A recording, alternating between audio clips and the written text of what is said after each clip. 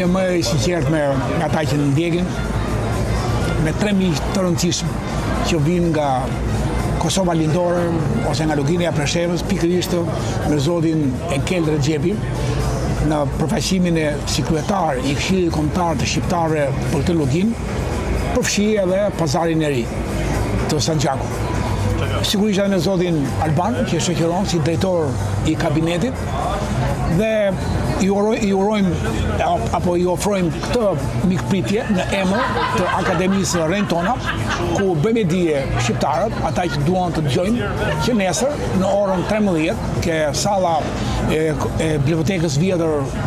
Sotir Kolea, pikërisht përballë parlamentit, do organizohet një promovim të një libri të zonjës Amina Nuria, që vjen dhe kjo në emër të një përfaqësimi që ka rolin koordinativ të këtij këshilli në Pazar të Ri, dhe nesër do jetë një lloj pritje apo një lloj mbështjellje e shumë shqiptarëve nga organizata të ndryshme që na duhet që të themi dhe të bëjmë diçka për atë që quhet Shqipëri. Shqipëria është Kosovë, Kosovë Lindore, Preshevë, Shqipëria këtu, Shqipëria në Qamëri, prandaj do ketë nesër përfaqësues nga gjitha ato treva. Ju uroj misardhjen dhe falenderoj që na u gjendët në këtë moment. Realisht, faleminderit për mikpritjen, është kënaqësi edhe imja që sot të pim spari një kafe bashkarisht, sepse